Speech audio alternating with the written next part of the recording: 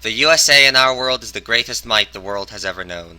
Walding over a swath stretching between two of the world's oceans, with a population of 330 million, heaps of natural resources, and unmatched economic and cultural influence.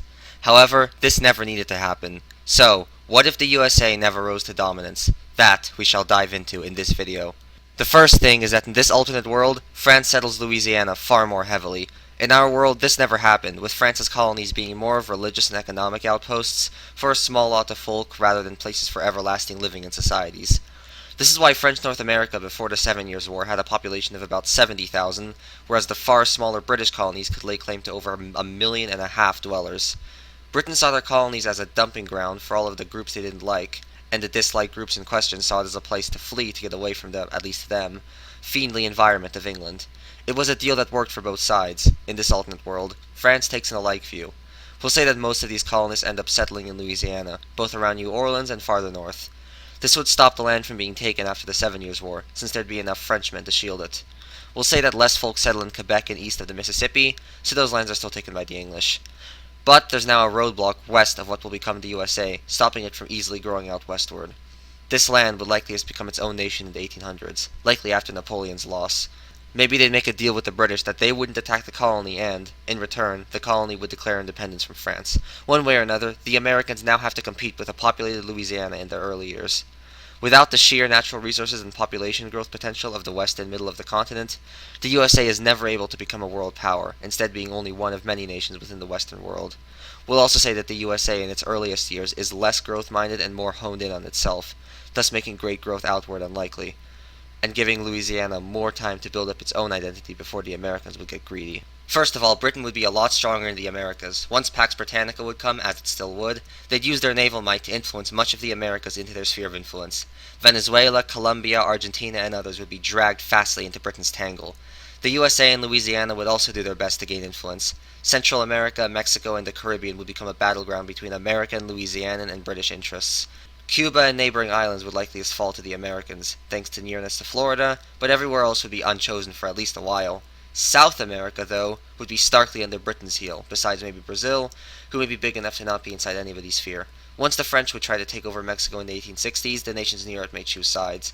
It's hard to say who would side with who, but I'll say Louisiana helps the French for blood bond reasons and the USA for totally being foes with Louisiana for land sakes and wanting to weaken their influence, and putting lots of weight on freedom would help the Republicans.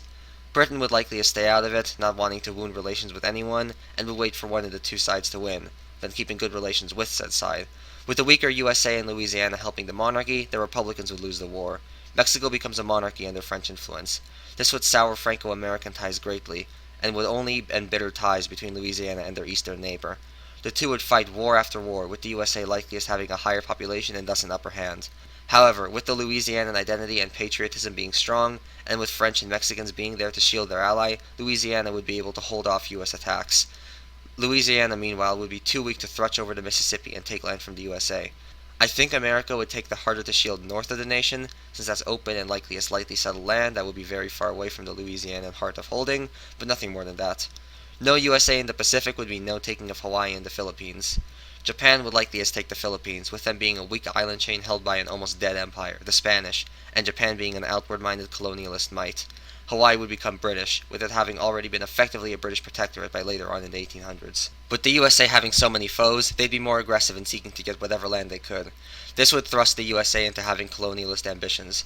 Cuba would be annexed by the US after the Spanish-American War. However, I think the British Navy in Louisiana would stop the USA from colonizing Central America. As the world would heat up for World War I, the USA and its foes would choose sides. Mexico, being a French puppet, would join the Entente. Louisiana would still hang on to France, leading the heavily Germanic and Irish USA to lean on Germany as a fellow abroad. World War I has a North American front in this timeline. Would the lack of American might lead to a different outcome of World War I? It's hard to say, but I'm going to say yes. The USA's sheer economic might help the Allies a lot financially and resourcefully throughout the war. Without America joining, Germany would have never had to do the disastrous Spring 1918 offensive, and would have been able to spare their troops and go on the attack later, making their odds of winning higher. Also, no American troops would mean less troops to stint the Germans and shield the Allied lines in mid to late 1918, giving the Germans a better chance. The outcome of the war would likeliest look roughly like this, with Germany taking the far eastern lands and thwarting other nations in Europe. In North America, which would be cut off from Europe, the Americans would likeliest win. To their north would be a weak British Canada, to their west the far less populated Louisiana, and the poor nation of Mexico. The US would likely take some lands from Mexico and annex Louisiana, getting a Pacific coast and stretching themselves out west, alongside taking all of Canada. After this, the US would settle down, no longer feeling a need for more land.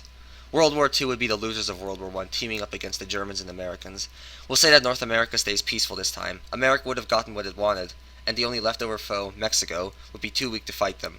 The war in Europe would end in a Central Powers victory once more. The sheer technological, economic, population, and by this time naval might of the German Empire, alongside its allies, would be too much for the Allies to withstand. France is taken and made a German puppet, as is Italy. Though Italy may side with Germany still like in our world, I truthfully can't tell you. Russia is forced into an armistice, and Britain also signs a white peace. Meanwhile in the East, without the USA being strong in the Pacific, Japan goes full on haywire throughout the ocean. With the outbreak of World War II, Japan would name Allied colony after Allied colony, alongside fighting Russia in the Far East, who would be too busy fighting Germany to do much. With Russia being beaten, Japan would likely be able to squeeze some land out of Russia, taking far southeastern Siberia and dragging Mongolia into their sphere. Slowly, the Japanese would fall apart thanks to ethnic nationalism rising and the sheer gruesomeness of Japan. However, Japan would be able to use the wealth gained from exploitation to become even richer than in our world, getting one of the highest living standards on Earth. All of East Asia besides Japan is a lot poorer by today, however, thanks to said exploitation, with nations like China and Korea not having risen at all by this alternate 2021. Germany's fast grip over Europe too wouldn't last forever, but they'd be able to keep Europe woven into an EU-like alliance, being the strongest nation on the continent and maybe the world to this day. For some last effects, European colonialism wouldn't end in this timeline, or at least would do so far slower, with Britain and Germany wanting to keep their colonies as pride holdings against each other. Also, no USA as a massive democratic superpower means that worldwide democracy, for sure in Latin America and Asia, would be far less in this world. Overall, a more imperialistic and less free world. America would also be a far more cynical and less forgiving culture, having been so bloodied and not having been able to sail its way to dominance like in our world. Well, I hope you enjoyed that video, thanks for watching and have a great day.